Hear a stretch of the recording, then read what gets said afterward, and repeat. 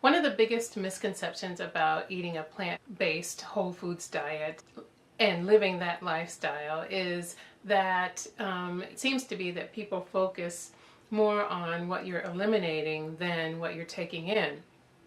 And I get that because you are actually cutting out foods that have animal products, meats, dairy, eggs, if you're going vegan.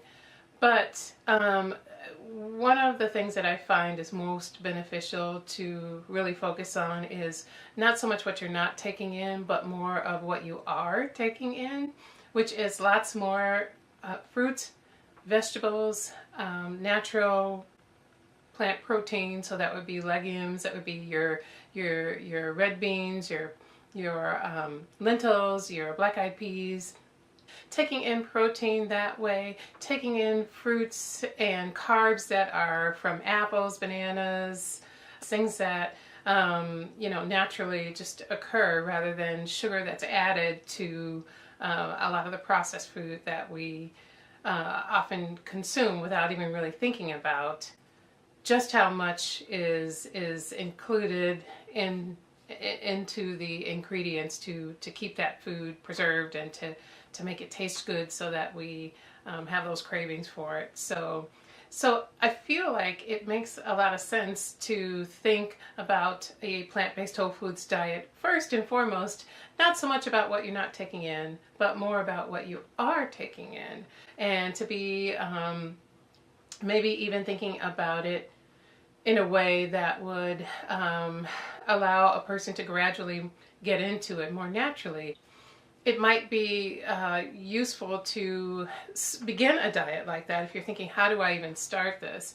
By just simply start taking in more fruits and vegetables. Start putting your fruits and vegetables on your plate first and eat that first before you eat anything else. So if you're still eating meat and you're trying to figure out how to cut back, one thing you might do is go ahead and cook your meal with your meat, but then just pile your plate with a lot of your favorite vegetables, cooked or raw.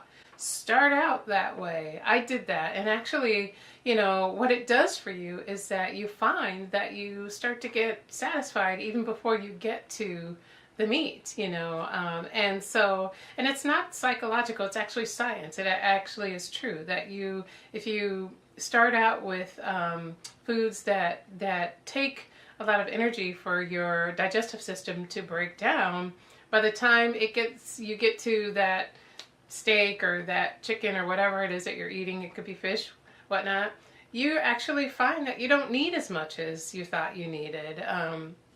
Another thing that I think is important to mention is that it's good to eat slowly. Chew your food mindfully, eat mindfully, taste your food. Don't be in such a rush when you're actually taking in your lunch at work or your breakfast. I know it's hard in this modern day culture, but it really does make sense to stop and take our time when we're actually eating our food, so that it has the opportunity to get to where it needs to go in our body without feeling rushed. We're not pushing the food down, and that we can actually more naturally stop eating when we are satisfied, and not wait until the point where we're actually full. When you eat too fast, you don't realize you're full until you get to that point where you're bloated and your food is all trying to digest at the same time. So, but if you take in, one bite at a time, or you're just eating more mindfully, you enjoy your food more, you taste it more, it digests more naturally, and you know when to stop.